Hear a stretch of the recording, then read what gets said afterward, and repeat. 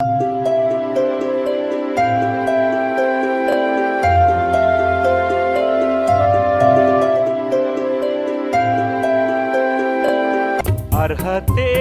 లేని నాపై నీదు ప్రేమ చూపిన కృపామయా, అర్హతే లేని నాపై నీదు ప్రేమ చూపిన కృపామయా, నా ఊహల కంటెను అధికముగా దయచేయుము ప్రేమమయా, నా ఊహల కంటెను అధికముగా దయచేయును ప్రేమమయా.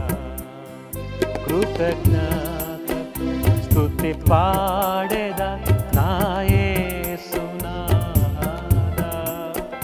నాకై నీవు చేసిన మేలకై కోటి కోటి కృతజ్ఞతలు.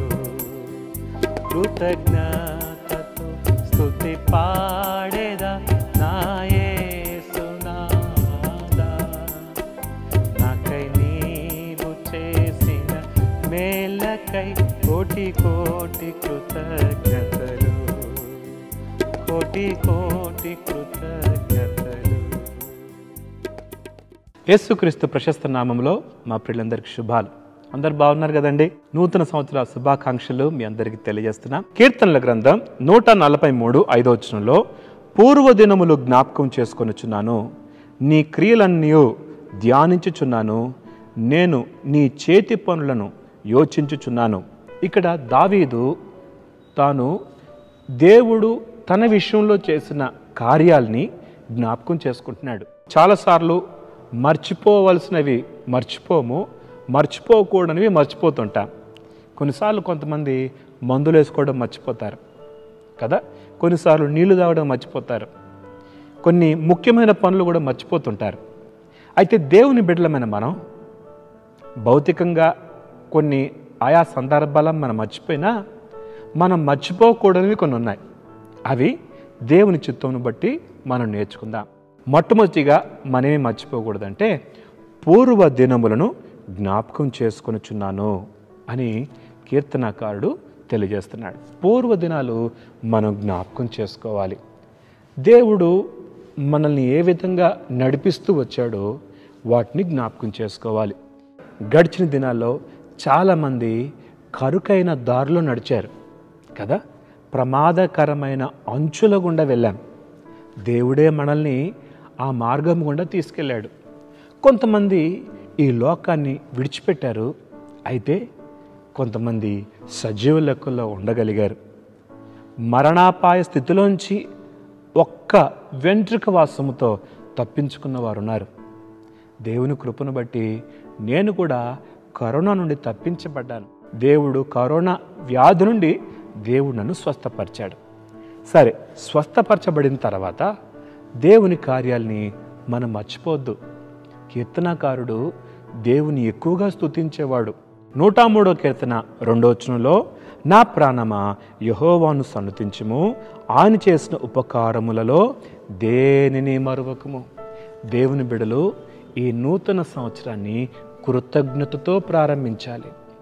జీవితంలో కొన్ని బలహీనమైన పరిస్థితుల్లో గుండా మనం వెళ్ళొచ్చు, కానీ మన జీవితంలో దేవుని పట్ల కృతజ్ఞత భావాన్ని మనం కలిగి ఉండాలి. దావీదు ఎన్నో ప్రతికూలమైన పరిస్థితులు గుండా వెళ్ళినా దావీదు హృదయము ఎప్పుడు కృతజ్ఞతతో ఉండేది. అందుకని మీరు గమనిస్తే రోజుకి దావీదు 7 సార్లు దేవుని స్తుతించేవాడంట. ఏమండి, దావీదికి కష్టాలు రాలేదా? దావీదికి శ్రమలు రాలేదా? అన్ని శ్రమల గుండా వెళ్ళినా, అన్ని కష్టాల గుండా వెళ్ళినా తన హృదయంలో ఎప్పుడు సనుగుకు చోటివ్వలేదు. కృతజ్ఞత తన హృదయంలో నుంచి వచ్చేది. అందుకని ఎన్నో పాటలు కృతజ్ఞతతో పాడిన పాటలు మనం చూస్తాం. అలాగే సమూయేలు గ్రంథంలో మనం గమనిస్తే దేవుని మందిరంలో దేవుని కార్యాలు జ్ఞాపకం చేసుకుంటూ, దేవుని వాగ్దానాలు జ్ఞాపకం చేసుకుంటూ, దేవా ఇంతగా హెచ్చించుటకు నేను ఏ పాటి వాడిని, నా కుటుంబం ఏ పాటిది అని కృతజ్ఞతలు చెల్లిస్తున్నాడు. దేవుని బిడలుగా మనం దేవుని పట్ల కృతజ్ఞత కలిగి ఉన్నామా? ఒకసారి ఆలోచించేద్దాం. నీ ప్రాచీన స్వభావంలో సనుగుడు ఒక స్వభావంగా ఉందేమో. ఆ సనుగుడిని మనం తొలగించుకుంటేనే కృతజ్ఞత కలిగి ఉండగలం. ప్రతి విషయంలో దేవునికి కృతజ్ఞతాస్తుతులు చెల్లించాలి అని దేవుని వాక్యం చెప్తుంది. ఈరోజు మనం పొయ్యి వెలిగిస్తున్నామంటే అది దేవుని కృప కాదా? గమనించండి, మా తల్లిదండ్రులు మాకోటి నేర్పించేవారు. ఏదైనా కొంటే దానికి వందనాలు చెప్పాలి. సబ్బు వాడుతున్నప్పుడు ఈ సబ్బు ఇచ్చినందుకు వందనాలు దేవా, ఈ కొత్త బట్టలు ఇచ్చినందుకు వందనాలు దేవా, ఈ పెన్ను ఇచ్చినందుకు వందనాలు, ఈ పెన్సిల్ ఇచ్చినందుకు వందనాలని ప్రతి దాని కొరకు కృతజ్ఞతలు చెల్లించే వారిగా ఉండాలి. ఎఫెసీ పత్రిక 2:12 మనం ఒకప్పుడు ఎవరమో చూడండి, మనము ఇశ్రాయేలీలతో సహపౌరులం కాక పరదేశులుగా, వాగ్దాన నిబంధనలు లేని పరజనులుగా ఉన్నాం, నిరీక్షణ లేని వారిగా ఉన్నాం, లోకమందు దేవుడు లేని వారిగా బ్రతికాం, క్రీస్తుకు దూరస్తులుగా ఉన్నాం. అయితే దూరస్తులని మీరు ఇప్పుడు క్రీస్తునందు క్రీస్తు రక్తం వలన సమీపస్తులై ఉన్నారు. మనం ఇప్పుడు దేవునికి దగ్గరగా ఉన్నాం, దేవుని తండ్రి అని పిలుస్తున్నాం.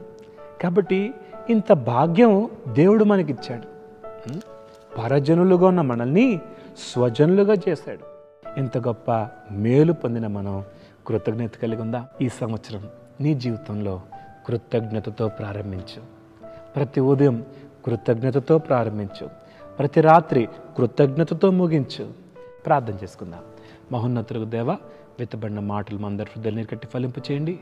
నీ బిడ్డలుగా మేము కృతజ్ఞత కలిగి బ్రతుకుటకు సహాయం చేయండి. సనిగి సంహారకుని చేత ఇశ్రాయేలీలు సంహరించబడ్డారు. సనుగుడు మా హృదయములో, మా తలంపుల్లో ఉండకుండా ప్రతి విషయంలో కృతజ్ఞత కలిగి ఉంటూ నేర్పించమని యేసు నామములో అడుగుతున్నాం తండ్రి. ఆమెన్.